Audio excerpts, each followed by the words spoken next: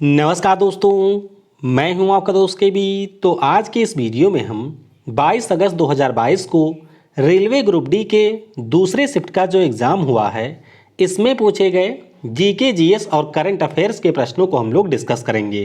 तो पूरा वीडियो बहुत ही ध्यान से देखिएगा। इस वीडियो की जो पीडीएफ फाइल है वह आपको टेलीग्राम चैनल केवी गुरुजी या kvguruji.in के ऊपर मिल जाएगी। वहाँ से आप इसके पीडीएफ को डाउनलोड कर सकते हैं। और सबसे महत्वपूर्ण कि अगर आप लोग भी आने वाले किसी भी शिफ्ट में रेलवे ग्रुप डी का एग्ज़ाम देते हैं तो ये मेरा व्हाट्सएप नंबर है। आप इस नंबर के ऊपर अपने सारे प्रश्नों को मेरे साथ में शेयर कर सकते हैं। तो चलिए अब इस वीडियो की हम शुरुआत करते हैं। तो देखिए, दूसरे शिफ्ट में एक प्रश्न पूछा गया था कि भारत सरकार के द्वारा किसकी जयंती को पराक्रम दिवस के रूप में मनाए जाने की घोषणा की गई है। तो ये प्रश्न पहले भी कई एग्जाम में आ चुका है। आपको ध्यान रखना है कि जो हमारे नेताजी सुभाष चंद्र बोस हैं, जिनका जन्म 23 जनवरी 1897 को उड़ीसा के कटक में हुआ था, उन्हीं की जयंती को भारत सरकार के द्वारा पराक्रम दिवस के रूप में मनाए जाने की घोषणा की गई है। अगला प्रश्न पूछा गया कि अंडर 19 क्रिकेट विश्व कप में भारत ने किस देश को हरा करके खिताब जीता है। आपको ये पता होना चाहिए कि इस साल का जो अंडर 19 क्रिकेट विश्व कप है, इसका आयोजन किया गया था वेस्ट इंडीज़ में। कहाँ पर हुआ था? वेस्ट इंडीज़ में इसका आयोजन हुआ था। फाइनल मुकाबला हमारे देश भारत और इंग्लैंड के बीच में खेला गया और भारतीय टीम ने इंग्लैंड को हरा करके 5वीं बार अंडर 19 क्रिकेट विश्व कप का खिताब जीता है।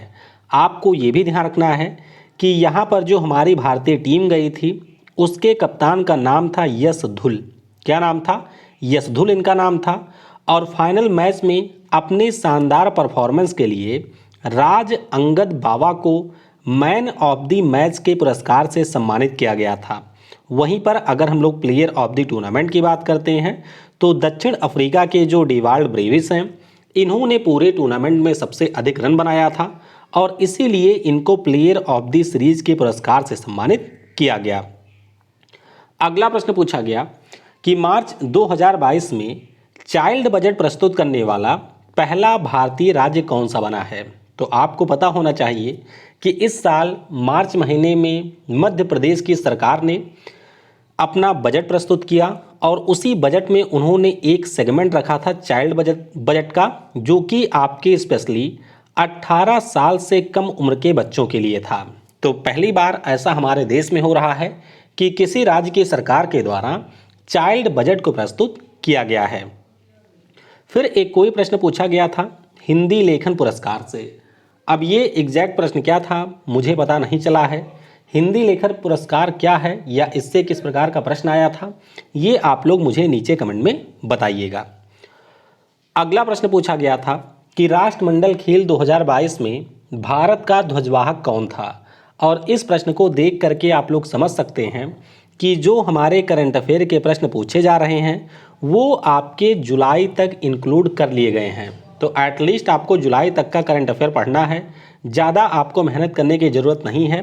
जनवरी से लेकर के आप लोग जून जुलाई तक करिए, 6-7 महीने का, और इसी में आप लोग मैक्सिमम प्रश्नों को सॉल्व कर सकते हैं। तो राष्ट्रमंडल 2022 जिसका आयोजन इंग्लैंड के बर्मिंघम में हुआ था, इसमें ओपनिंग सेरेमनी में जो हमारे ध्वजवाहक थे 2 लोग थे। एक तो हॉकी टीम के कप्तान थे मनप्रीत सिंह और एक हमारी थी पीबी सिंधु। आपको ये ध्यान रखना है।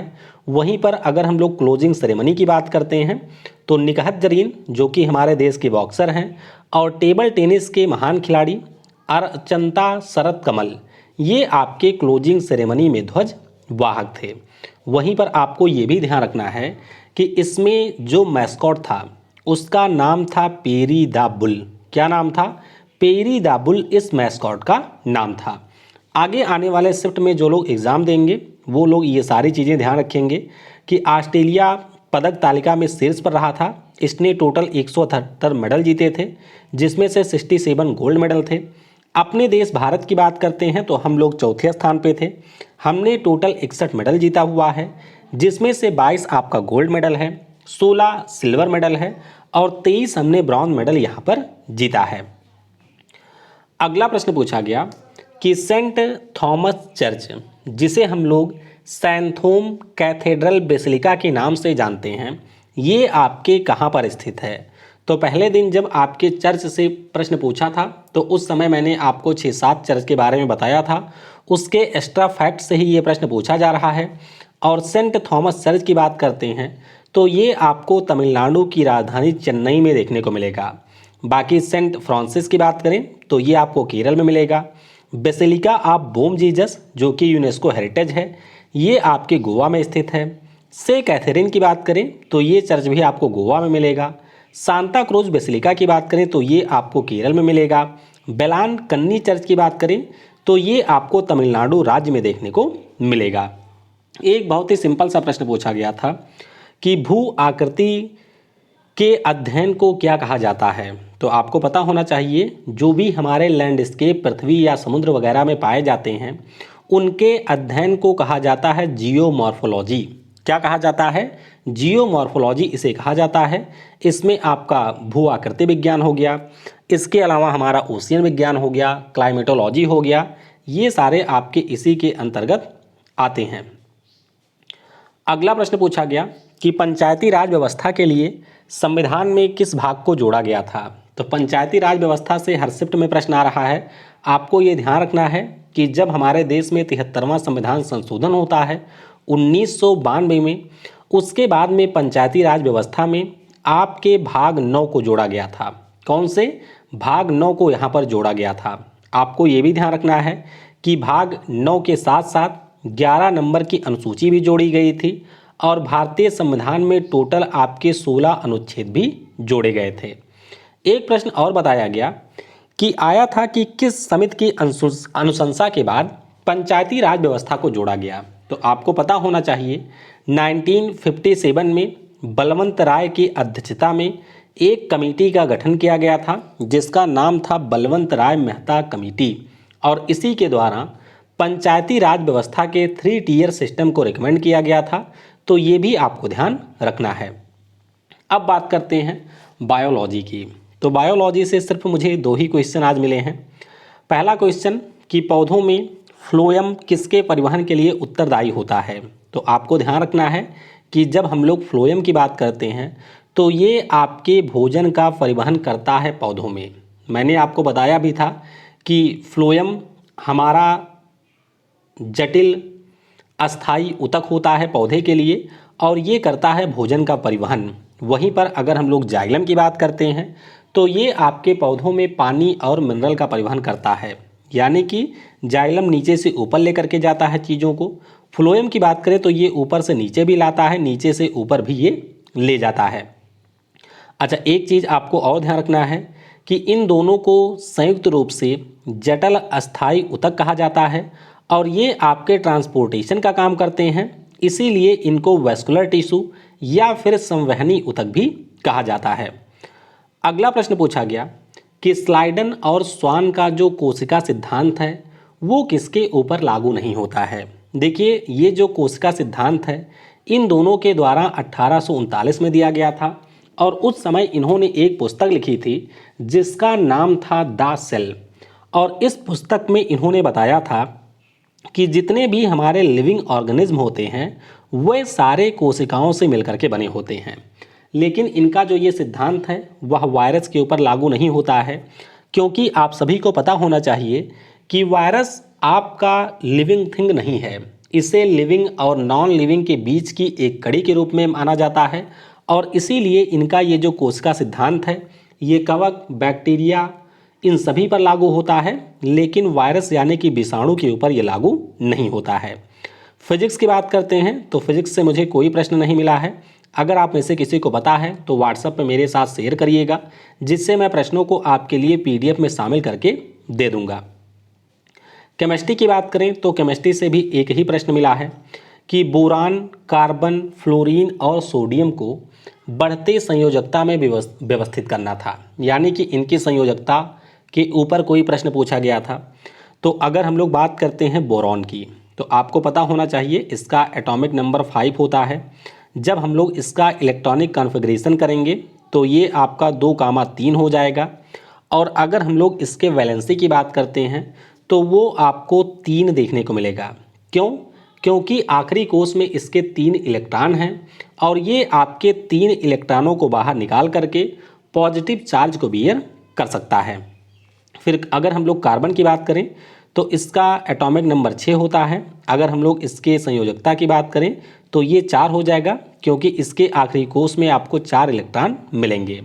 फ्लोरीन की बात करें तो एटॉमिक नंबर 9 होता है। एटॉमिक कॉन्फ़िगरेशन 2,7 होगा, लेकिन यहाँ पर आपको ध्यान रखना है इसकी वैलेंसी 7 नहीं होगी, क्योंकि अगर हम लोग फ्लोरीन की बात करें तो इसके परमाणु से 7 इलेक्ट्रॉनों को निकालने की बजाय हम लोग 1 इलेक्ट्रॉन इसे दे सकते हैं, जिससे इसका ऑक्टेट पूरा हो जाएगा और इसीलिए इसके वैलेंसी हो जाएगी 1। सेम चीज़ आपके सोडियम के साथ में है। इसका एटॉमिक कॉन्फ़िगरेशन 2,8,1 है और इसकी वैलेंसी हो जाएगी 1, क्योंकि ये अपने आखिरी कोष के इलेक्ट्रॉन को निकाल करके नोबल गैस के कॉन्फ़िगरेशन को प्राप्त कर सकता है। तो ये हम लोगों ने केमिस्ट्री के प्रश्न को डिस्कस कर लिया। अब पहली शिफ्ट में कुछ प्रश्न मुझे बाद में प्राप्त हुए थे, तो आइए पहले शिफ्ट के कुछ प्रश्नों को हम लोग यहाँ पर डिस्कस कर लेते हैं। हालांकि जो आपको पीडीएफ मिलेगी उस पीडीएफ में आपको उसी पार्टिकुलर शिफ्ट के प्रश्न देखने को मिलेंगे। तो पहली शिफ्ट में एक प्रश्न आया था कि वर्ष 2022 में world athletics race walking team championship का आयोजन कहाँ पर किया गया। तो आपको ये ध्यान रखना है कि इसका जो आयोजन है वो आपके ओमान की राजधानी मैस्कॉट में किया गया था और ये टूर्नामेंट भारत के लिए इसलिए महत्वपूर्ण था क्योंकि इसमें जिस हमारी महिला टीम ने पार्टिसिपेट किया था उसने पहली बार आपके athletics race walking team championship के इतिहास में भारत को कोई पदक दिलाया। हालांकि ये ब्रॉन्ज मेडल था, लेकिन पहली बार हमने इस टूर्नामेंट में कोई मेडल जीता है। फिर एक प्रश्न आया था कि महिलाओं और बच्चों के लिए भरोसा वन स्टॉप सपोर्ट सेंटर योजना किस राज्य ने शुरू किया है। तो ये जो स्कीम है वो तेलंगाना की सरकार ने शुरू किया है। किसने? तेलंगाना की सरकार के द्वारा शुरू की गई यह एक स्कीम है। अगला प्रश्न पूछा गया कि केंद्रीय भारतीय भाषा संस्थान कहाँ पर स्थित है। तो ये जो हमारा संस्थान है वो आपको कर्नाटक के मैसूरू में देखने को मिलेगा। इसकी स्थापना 17 जुलाई 1969 को किया गया था। अगला प्रश्न पूछा गया कि बौद्ध धर्म से संबंधित ग्रंथ कौन सा है। तो अगर हम लोग बौद्ध धर्म की बात करते हैं तो इससे संबंधित ग्रंथ का नाम है त्रिपिटक, जिसे हम लोग 3 बास्केट या फिर 3 टोकरी भी कहते हैं, क्योंकि इसके 3 हिस्से हैं। अभिधम्म पिटक, जिसमें भगवान बुद्ध का दर्शन आपको जानने को मिलेगा। विनय पिटक, जिसमें आपके संघ के नियम हैं। और एक आपका सुत्त पिटक है, जिसमें आपके भगवान बुद्ध के उपदेशों का वर्णन किया गया है। अगला प्रश्न पूछा गया कि भारत में किस वर्ष एक अधिनियम के द्वारा क्षेत्रीय ग्रामीण बैंकों की स्थापना की गई। तो ये जो आपका अधिनियम है ये आया था 1976 में। हालांकि जो बैंक है वो आपका 1975 में 26 सितंबर के दिन भारत में स्थापित किया गया था। आपको ये भी ध्यान रखना है कि भारत का जो पहला क्षेत्रीय ग्रामीण बैंक था इसका नाम था प्रथमा और ये आपके उत्तर प्रदेश राज्य में स्थापित हुआ था। इसके हेडक्वार्टर की बात करें तो वो आपको मुरादाबाद में देखने को मिलेगा। अगला प्रश्न पूछा गया था कि रेगिस्तान से संबंधित शब्द कौन सा है। तो रेगिस्तान से संबंधित जो शब्द है इसका नाम होता है बरखान। क्या नाम है? बरखान इसका नाम होता है। क्या होता है बरखान? तो मुख्य रूप से जो आपका रेगिस्तानी स्थान होता है यहाँ पर हवाओं के कारण कई बार आपका अर्धचंद्राकार बलुई मिट्टी का टीला बन जाता है और इसी बलुई मिट्टी के टीले को हम लोग बरखान के नाम से जानते हैं। अगला प्रश्न पूछा गया कि कौन सी जलधारा समुद्र में गर्मी उत्पन्न करती है। तो अगर आपको थोड़ा सा मैप के बारे में आइडिया हो तो ये हमारा दक्षिण अमेरिका महाद्वीप है। दक्षिण अमेरिका के पश्चिम में आपको यहाँ पर प्रशांत महासागर बड़ा सा देखने को मिलेगा और यहाँ पे 2 छोटे छोटे देश हैं, एक का नाम है पेरू, एक का नाम है इक्वाडोर। तो क्या होता है कि लगभग 3, 4 या 5 सालों के अंतराल पर यहाँ का जो तट है वो आपका असामान्य रूप से गर्म होता है, यानी कि यहाँ पर जो पानी है वो असामान्य तौर पर गर्म होता है और इससे आपके पूरे दुनिया की जलवायु प्रभावित होती है। तो इसका नाम क्या है? इसका नाम होता है एल नीनो। क्या कहते हैं इसे? एल नीनो की जलधारा इसे हम लोग कहते हैं। एल नीनो का मतलब होता है छोटा बच्चा, ये आपको ध्यान रखना है। तो ये आपके प्रशांत महासागर में पेरू के तट पर उत्पन्न होने वाली गर्म जलधारा है। आपको ये भी ध्यान रखना है कि अगर हम लोग सामान्य स्थिति की बात करें, यानी कि जब ये आपका स्थान गर्म नहीं होता है, ये और ज़्यादा ठंडा हो जाता है, तो उस स्थिति को कहते हैं ला नीना, यानी कि एल नीनो का बिल्कुल अपोजिट होता है ला नीना, और इससे भी विश्व के जलवायु के ऊपर प्रभाव पड़ता है। अगला प्रश्न पूछा गया कि निम्नलिखित में से किस योजना के अंतर्गत 100 दिन का रोजगार दिया जाता है। तो ये जो योजना है, नाम है महात्मा गांधी राष्ट्रीय ग्रामीण रोजगार गारंटी योजना। आप सभी को पता होना चाहिए कि ये जो योजना है वो भारतीय संसद ने अगस्त 2005 में पारित किया था। 1 फरवरी 2006 को ये जो योजना है वो आपके आंध्र प्रदेश में लागू की गई थी। उसके बाद में 1 अप्रैल 2008 को ये जो स्कीम है वो आपके पूरे भारत में लागू किया गया था। आपको ये भी ध्यान रखना है कि इसमें 100 दिन के रोज़गार की गारंटी दी जाती है, लेकिन पिछले साल उत्तराखंड की सरकार ने ये घोषणा की थी कि मनरेगा के अंतर्गत हम अपने राज्य में 150 दिनों का रोज़गार देंगे। अगला प्रश्न पूछा गया कि एक ही क्षेत्र पर सरकार के 2 स्तरों का नियंत्रण सरकार की किस प्रणाली से होता है। 2 स्तरों का नियंत्रण यानी कि केंद्र सरकार और राज्य सरकार, इन दोनों की बात की जा रही है, और इसी को हम लोग कहते हैं संघवाद, यानी कि जो फेडरलिज्म होता है वो आपका यही सरकार की एक प्रणाली होती है जिसमें एक ही क्षेत्र पर 2 सरकारों का नियंत्रण होता है। अगला प्रश्न पूछा गया कि मध्य प्रदेश में परंपरागत वर्षा जल संग्रहण की विधि को क्या कहा जाता है।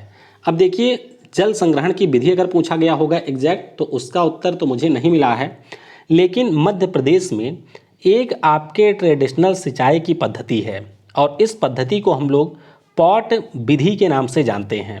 तो ये जो पॉट विधि है वो मध्य प्रदेश के झाबुआ ज़िले में भिताड़ा गांव में डेवलप किया गया है और ये आपके सिंचाई का एक यूनिक तरीका है। तो क्या प्रश्न था वो आप लोग कमेंट में बताइएगा।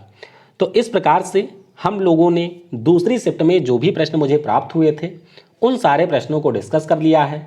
इसके अलावा आपको जो भी प्रश्न याद हैं वो आप लोग मुझे व्हाट्सएप पर बता सकते हैं, जिससे इसकी जो PDF मैं अपलोड करूं उसमें उन सारे प्रश्नों को इंक्लूड किया जाए। Thanks for watching. जय हिंद, जय भारत।